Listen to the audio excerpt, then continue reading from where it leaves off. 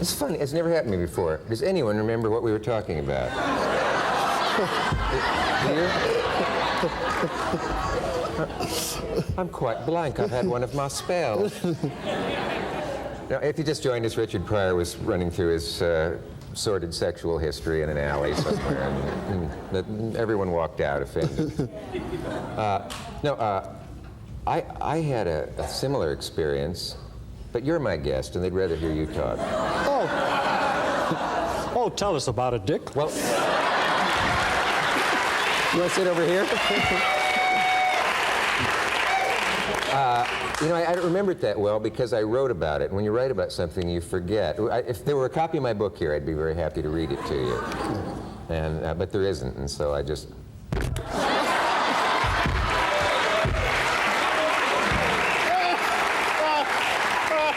Thanks a lot.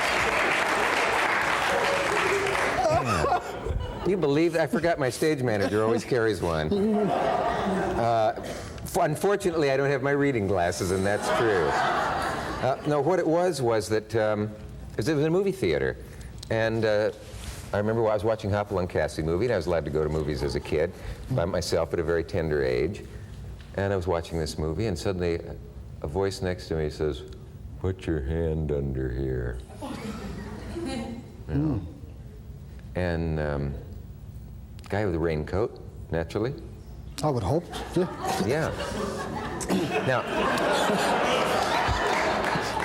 I'd been told to obey my elders, you know? Yeah. So I put my hand where he wanted it, apparently, and I remember thinking, it wasn't so much I was scared as the humiliation of it. I thought, what if the lights go up? What do I do? You know? You know, it's good that we talked about this, you know. I think so, too, because I feel a lot better. Because, you know, sometimes people look at us like infallible, like we're not human and never had a life, like there's people like are listening now that have things in their life that they'll never talk about. That's right. You know, and it always helps to talk about it with someone. Yeah. I don't mean the world, like, you know, but talk about stuff, you know, you'd be surprised. You take a chance on somebody, say, look, when I'm not proud of this part of my life, but I like to tell you, you know. But there's no doubt that it's therapeutic. And they say all the analyst does is take the place of the friend that some of us in show business may not have that we can confide in. Yeah. You and I do, I'm sure. Yeah. Yeah. Can't you see the Inquirer now? Cavett and Pryor confessed to sordid homosexual past.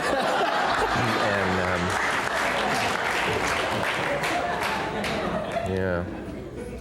Anyway. Were you any good in school? By that I mean, were you good in school? Were you fractious? Were you the one the teacher? I was good until, I think, in my mind, but see, we always remember things, I guess, the way we want to. But in my mind, I remember I was good until Catholic school when they kicked me out because my mother's had a house of ill repute. Now, you know, I have read that you were born in a brothel, and I figured this is Pryor putting on an interviewer. No, I was born in my mother's womb. Well, yes, and we lived in a, I guess you call it a brothel. We called it a whorehouse. Yeah.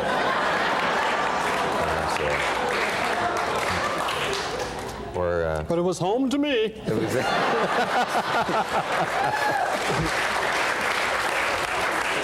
yes, a domicile of ill repute. Yeah.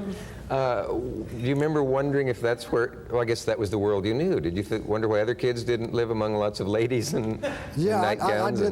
I had a problem with that, finding out that people lived another way. When I got to grown and we moved, and I met kids that didn't know about that at all, and didn't talk like I talked, or I couldn't understand it. And it took me a while to stop hitting on their mothers. You know, stop that, Richard, stop it! This is amazing, really, but it's true. But no, I could have sworn that was just something you probably said in current biography. Said, and where were you born, Richard? And you probably thought it'd be funny to say what'd you call it? A whorehouse? Is it? Yeah. We didn't have those in Nebraska. Yes, we did. The Wheeler Rooms in Grand Island, Nebraska. There was a. Yeah. Did you have men and women in Nebraska? You had them. Men and women in Nebraska? Yeah. Oh, God, we had. But I used to remember my father and a friend joking about this place where men went at lunchtime, and And came back still hungry because they hadn't had time for their There's lunch. no place, there's no, You know? Did I say something bad? no, there's no place to teach us about feeling in school. They don't teach us that. You have to learn that out here, don't you? Yeah. When you grow yeah, up. Yeah, you don't get, maybe in some of the more progressive schools now they do. I don't know about that.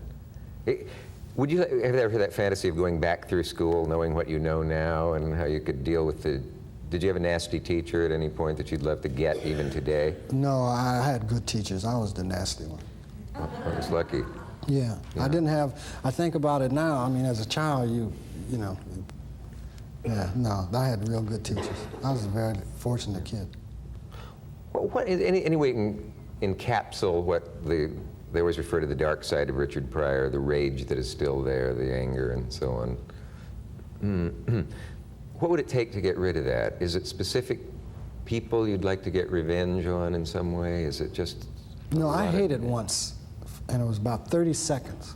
I didn't like it. You hated? I hated someone once. You know? And the feeling, it did something to me. It scared me. It scared me, that feeling. I really hated it. Wishing someone were dead? Oh, I hated it. It was about 30 seconds of, and I said, who is this? What is that feeling? I didn't like that at all.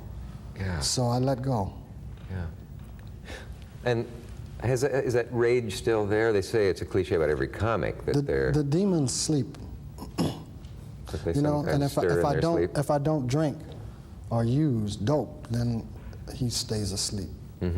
I build him a little house. Yeah. Yeah. And I say, just leave me alone, please. And Yeah.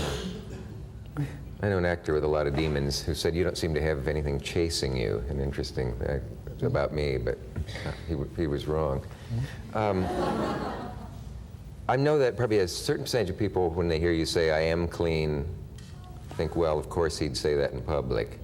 yeah, but I always said I would always say I did it in public too. I said, yeah, and I do dope and I like it and I think it's wonderful. And then why people refuse to accept the other way? They believe that one, but they Yeah, don't believe they don't the want other to one. believe that and go, oh, come on, you just do a little bit, don't you? Do you run into the thing that I'm told reformed drug addicts and alcoholics do run into, of supposedly perfectly nice people who will say to you, just a little won't hurt you. Come on, try it. Just loosen up a little. I love when people say to you after you tell them you're alcoholic, they go, you're no alcoholic. You drink a little bit too much. Here. I said, no, thank you.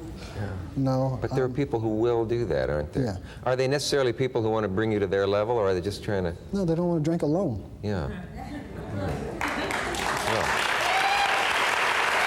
let's go away for a moment. We'll be right back.